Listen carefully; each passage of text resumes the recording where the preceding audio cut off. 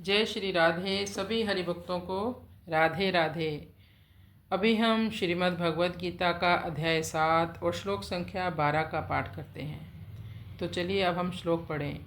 ये चैव सात्विका भावा राजसास्तांशाश्च ये चैव सात्विका भावा राजसास्तांशाश्च मत्तः एवेति तान् विद्धि नात्वहं तेषु ते मयि मत्तः एवेति तान् विद्धि नात्वहं तेषु ते मयि ये चैव सात्विका भावा राजसास्तांशाश्च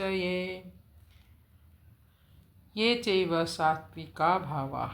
इस प्रकृति में जो सात्विक भाव हैं, राजसिक तामसिक भाव हैं, इन तीनों भावों के उद्गम स्थान भगवान श्री कृष्ण हैं।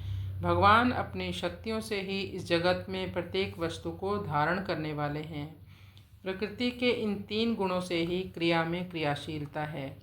भगवान कहते हैं मत्ता एवेति तान विधि। विधि यानी जानो।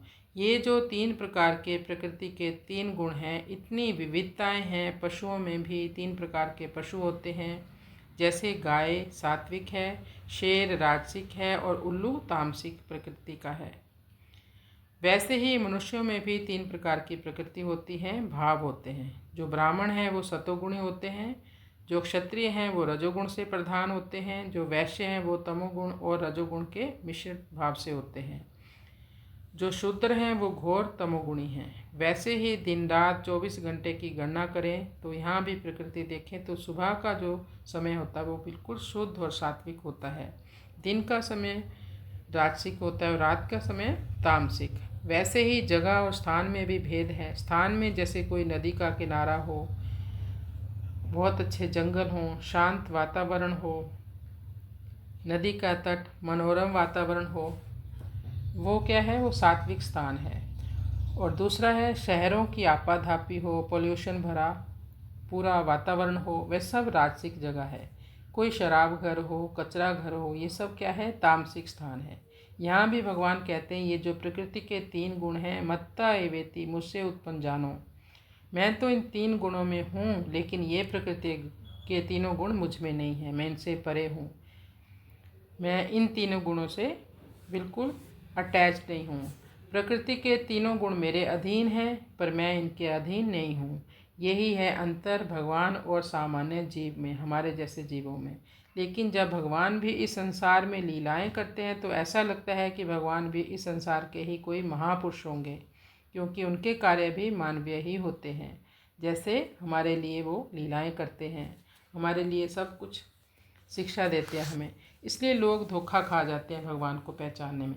भगवान ने जैसे पिछले श्लोकों में कहा, पानी में मैं स्वाद हूँ, शब्दों में मैं ओम हूँ, इस प्रकार से अपनी विभूतियों में कहा, देखो मैं तो प्रकृति में हूँ, यदि कोई व्यक्ति मेरा अनुभव करना चाहता है तो कर सकता है। कुछ लोग सोचते हैं प्रकृति ही भगवान है, यही उनकी सोच बन जाती है।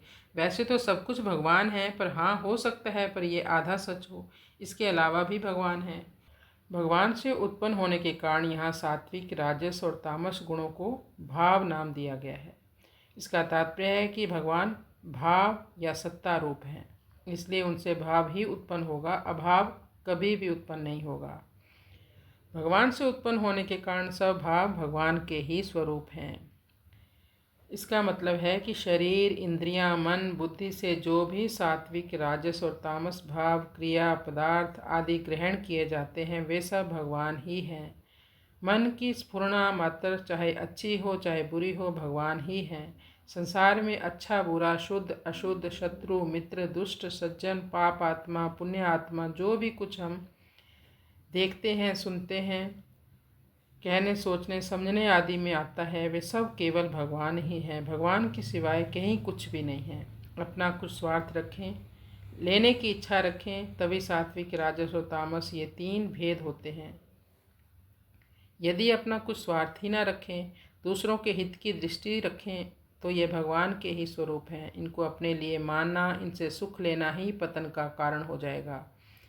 तीनों गुण मेरे से ही प्रकट होते हैं, भगवान कहते हैं। ऐसा कहकर भगवान ने यह भाव प्रकट किया कि साधक की दृष्टि इन गुणों की तरफ ना जाकर मुझ गुणातीत की तरफ ही जानी चाहिए, अर्थात मेरी सत्ता और महत्ता मानकर मेरे ही साथ संबंध जोड़ना चाहिए, जिससे मेरी प्राप्ति हो जाए और सदा के लिए दुख मिटकर महान आनंद का अनुभव हो जाए।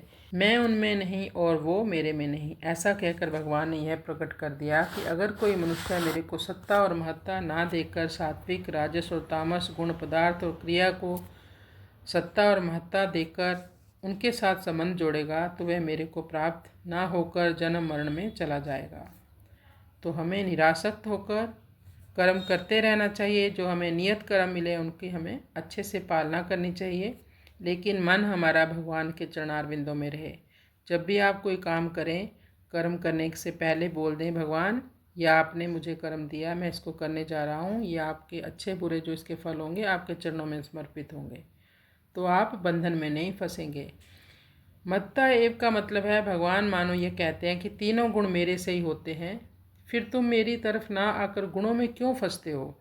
जो गुणों में फंस जाते हैं वे मेरा भजन नहीं कर सकते, परंतु जो गुणों में नहीं फंसते वो भक्त मेरा भजन करते हैं। वो चाहे फिर गृहस्थ हो, चाहे संत हो, चाहे सन्यासी हो, चाहे कहीं भी हो, वो मेरा हमेशा भजन ही करता है। इसलिए अपने मन को एक जगह टिकाओ, भगवान के चरणार बिंदु में लगा कर रखो, तो हम इस जन्म मरण के चक्कर से छूट जाएंगे। हे गोविंद, हे श्री कृष्ण, मेरे मन को तो आप अपने चरणों में लगाओ। प्रभु के साथ इस तरह जुड़ो। कृष्ण नाम सदा सुखदाई, कृष्ण नाम है बंधु भाई, कृष्ण नाम की सब प्रभुताई, कृष्ण नाम है अंत सहाय, कृष्ण नाम की जिसलिए भलाई, कृष्ण नाम से पदवी पाई, कृष्ण नाम की यह अधिकाई, कृष्ण नाम को जपे लुकाई, कृष्ण नाम जप रे मना, दुर्लभ मानुष देह, बार बार ना मिलेगी जैसी सुंदर एह, जय जय सीताराम, जय जय राधे श्याम। अगर ये जीवन हमारा ऐसे ही चला गया, भगवान को पाए बिना ही चला गया, उनकी प्राप्ति किए बिना ही चला गया, फिर हम पता नहीं कितने लाखों योनियों के बाद इस जन्म में आएंगे, वो भी अगर हमारे बहुत अच्छे कर्म होंगे तो ये हमें मौका नहीं चूकना चाहिए। ये सुंदर जो देह मिली है, इसी में हमें भगवान को प्राप्त कर लेना है। मन को भगवान से जोड़ दो। हरे कृष्ण कृष्ण कृष्ण हरे हरे, हरे राम राम राम।